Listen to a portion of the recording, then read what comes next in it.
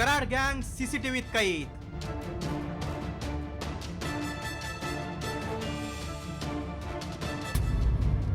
खंडणीच्या दिवशी सगळे आरोपी एकत्र.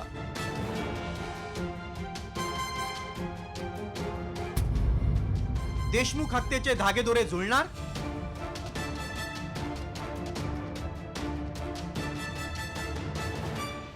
सरपंच संतोष देशमुख हत्या प्रकरणाचं वाल्मिक कराडचं कनेक्शन आता उघड होण्याची शक्यता आहे.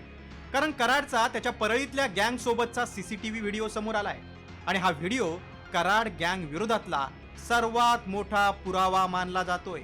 कारण आवादा कंपनीकडून खंडणी मागितली त्या दिवशीच कराड आपल्या साथीदारांसोबत असल्याचं उघड झालंय. आरोपी विष्णू चाटे याच्या केज मधल्या ऑफिसमध्ये जातानाचा हा व्हिडिओ आहे.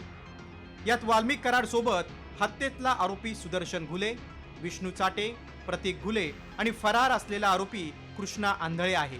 एवढेच नव्हे तर या आरोपींच्या गँगमध्ये निलंबित PSI राजेश पाटील ही सोबत असल्याचं उघड झालंय.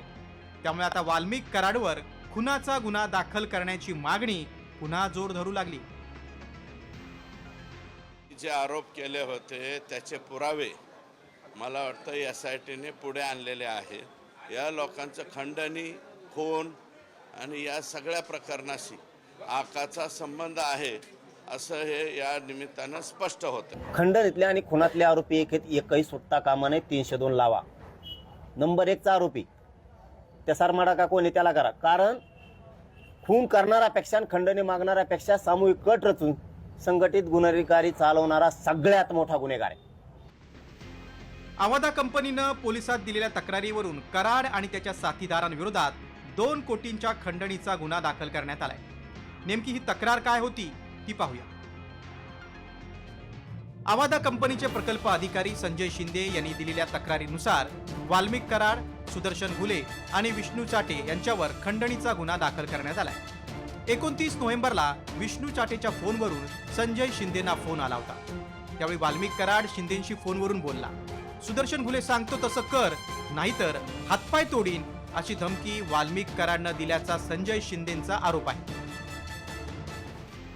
आता याच दिवशी हत्येतील आरोपी आणि वाल्मिक कराड सोबत असल्यामुळे संतोष देशमुखांच्या हत्येच्या कटात वाल्मिक कराड सहभागी असल्याचा संशय बळावलाय. या सीसीटीव्ही फुटेजमुळे कराडच्या अडचणी तर वाढणारच, मात्र या दिवसानंतर तो कोणत्या बड्या धेंड्यांच्याही संपर्कात होता का याचाही तपास होणं गरजेचं आहे. ब्युरो रिपोर्ट, साम TV.